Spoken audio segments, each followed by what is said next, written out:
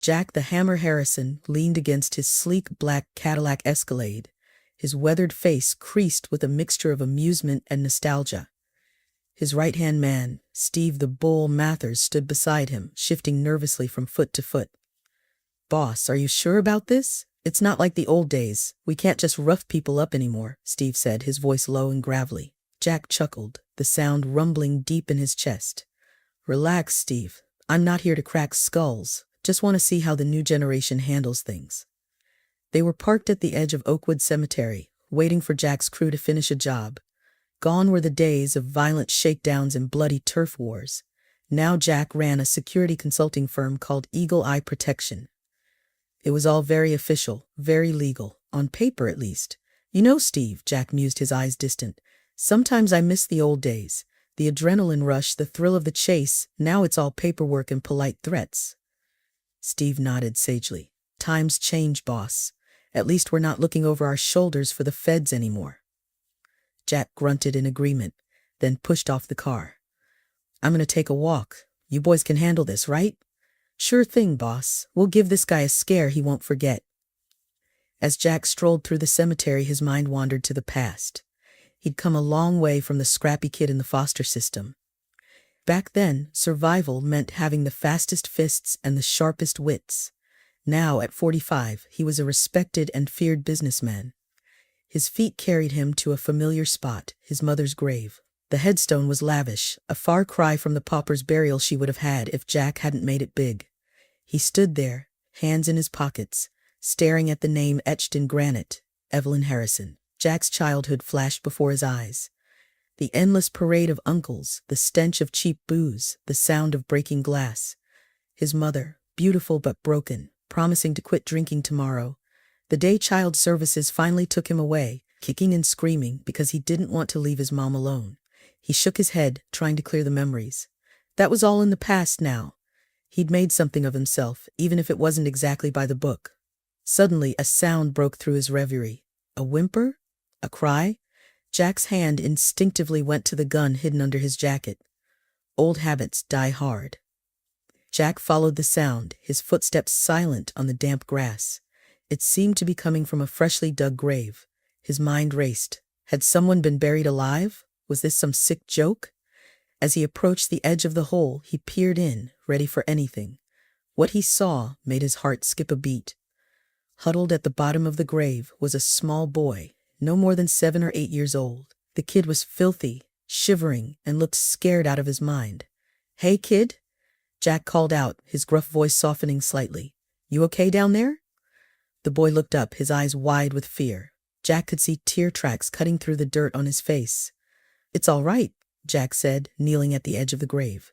"I'm going to get you out of there. Can you reach my hand?" The boy hesitated for a moment, then stretched up. Jack leaned in, grasping the small, cold hand in his own.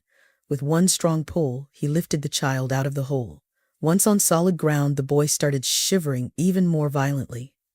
Without thinking, Jack shrugged off his expensive leather jacket and wrapped it around the kid's shoulders. "What's your name, buddy?" Jack asked, his tone gentler than it had been in years. "To Tommy," the boy stuttered, his teeth chattering. "All right, Tommy, let's get you warmed up, and then you can tell me how you ended up playing hide and seek in a graveyard, okay?" Tommy nodded, clutching the oversized jacket around him like a shield. Jack led the boy back to his car, where Steve and the others were waiting. Their eyes widened at the sight of their boss with a dirty, bedraggled child. "Boss?" Steve questioned, his eyebrows raised. "Change of plans, boys," Jack announced. "We're making a pit stop." In the warmth of Jack's car, with a thermos of hot chocolate, Jack always kept some handy, a habit from his own rough childhood. Tommy's shivers finally subsided. Jack turned in his seat to face the boy. "All right, kid, spill. What were you doing in that hole?" Tommy's lower lip trembled. I came to visit my mom. It's her birthday today. I brought her flowers." Jack's heart thumped. He remembered the small bouquet he'd seen at the bottom of the grave. "And who let you come to a cemetery alone?" Jack pressed, his voice gruff but not unkind. "Nobody," Tommy admitted. "I ran away from the group home. They wouldn't let me come, so I snuck out." "Group home?" Jack echoed, a sinking feeling in his gut. "You're in foster care?" Tommy nodded miserably. Please don't take me back there. The older kids are mean, and some of the adults, they hit us sometimes. Jack's jaw clenched. He knew all too well what that was like. Don't worry, kid. You're not going back there tonight. He turned to Steve. Take us home and call Razor. Tell him to dig up everything he can on Tommy's group home. I want to know what's going on there. As they drove through the city, Jack's mind was racing. What was he doing? He couldn't just kidnap a kid, even if it was to help him.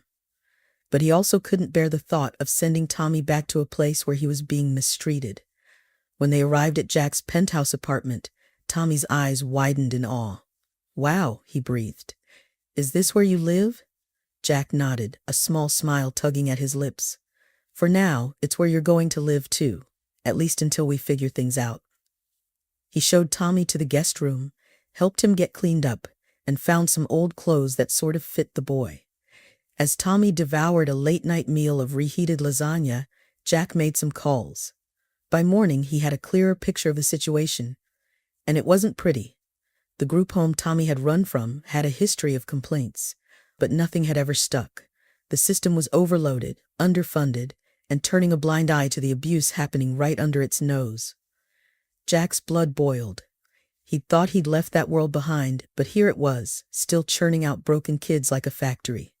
As dawn broke over the city, Jack made a decision that would change his life forever. Over the next few days, Jack's penthouse became a hive of activity. Lawyers came and went, documents were signed, and strings were pulled. Jack Harrison, former street thug turned semi-legitimate businessman, was about to become a foster parent. Tommy, oblivious to the whirlwind of activity around him, seemed to blossom in Jack's care. The scared, shivering boy from the cemetery was replaced by a curious, energetic child who followed Jack around like a shadow. Hey, Mr. Jack? Tommy asked one afternoon as Jack pored over some paperwork.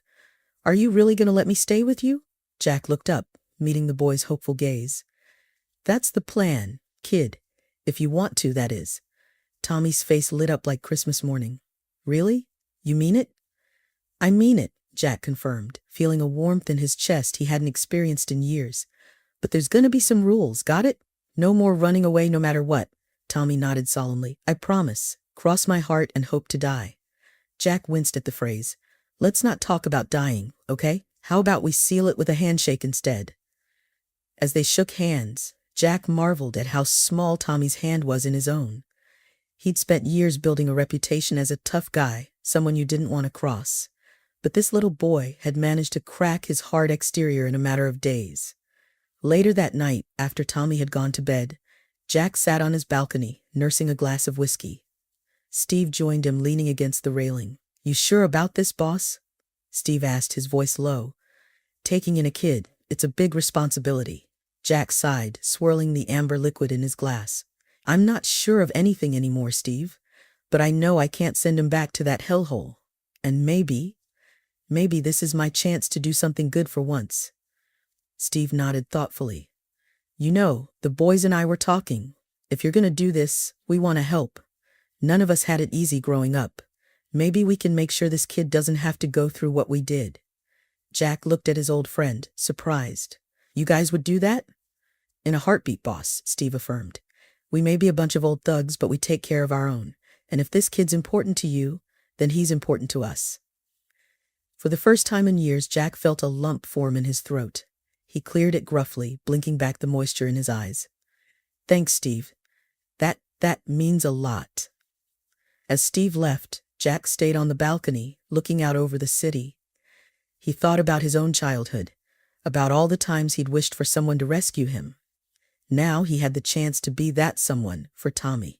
It wouldn't be easy. Jack knew he had a lot to learn about being a parent, but as he thought about Tommy's smile, about the trust in the boy's eyes, he knew it would be worth it. Tomorrow, he decided, he'd start making some changes. It was time to clean up his act for good. No more shady deals, no more skirting the law. From now on, Eagle Eye Protection would be 100% legitimate. As he headed to bed, Jack paused by Tommy's room. The door was ajar, and he could see the boy sleeping peacefully, clutching a stuffed bear Jack had bought him. Sleep tight, kid, Jack whispered. Things are going to be different from now on, I promise. And for the first time in longer than he could remember, Jack. The hammer Harrison went to bed with a clear conscience and a heart full of hope. The next few months were a whirlwind of changes for both Jack and Tommy. Jack threw himself into his new role as a foster parent with the same intensity he'd once applied to his less-than-legal activities. There were challenges, of course. Tommy had nightmares, waking up screaming in the middle of the night. Jack would rush to his room, holding the trembling boy until he calmed down. "It's okay, buddy," Jack would murmur, his gruff voice softened by concern. "You're safe now. I've got you." Tommy also struggled in school, years of neglect having left gaps in his education. Jack hired tutors and spent hours helping Tommy with his homework, often learning alongside him.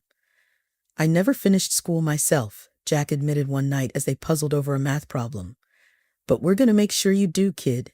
You're going to have all the opportunities I never had." Jack's business associates were bemused by the change in their boss. The feared hammer was now more likely to be found at a parent-teacher conference than a back-alley deal.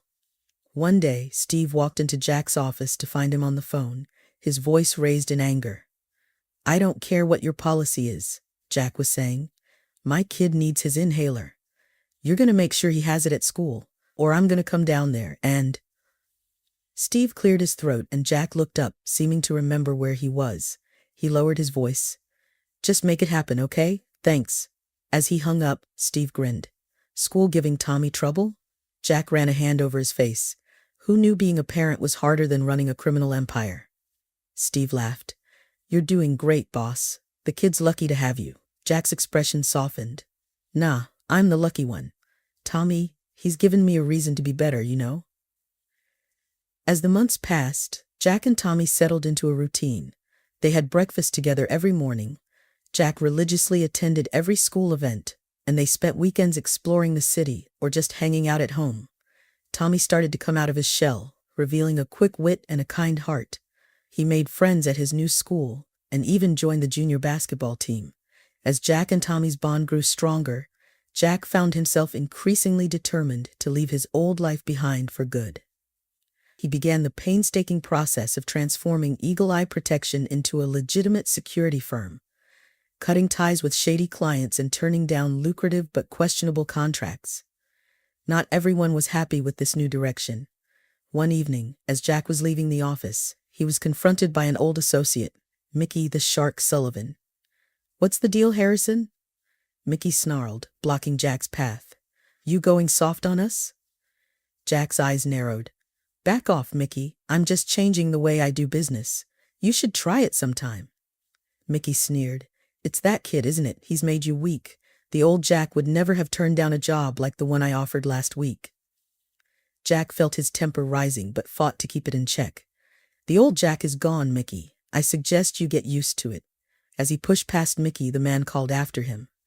"You can't change who you are, Harrison. Once a thug, always a thug."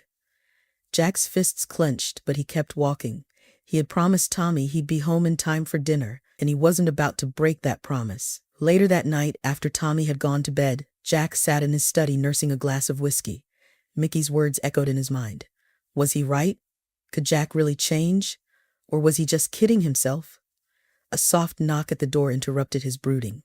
"Mr. Jack?" Tommy's voice called out timidly. "Are you okay?" Jack quickly set aside his drink.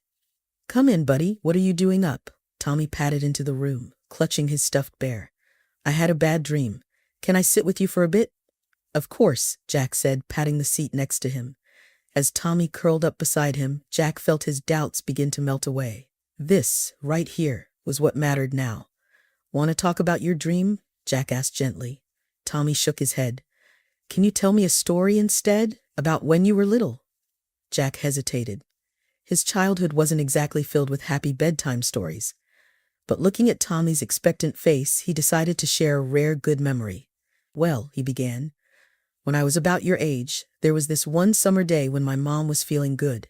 She took me to Coney Island." As he recounted the story of carousel rides and cotton candy, Jack realized that even in the darkest times, there had been moments of light. And now with Tommy, he had the chance to create a whole lifetime of good memories. Just as Jack was starting to feel confident in his new role as a foster parent, a curveball came his way. The social worker assigned to Tommy's case, Miss Jenkins, scheduled an unexpected home visit. It's standard procedure, she explained over the phone. We need to ensure that Tommy is in a stable and nurturing environment.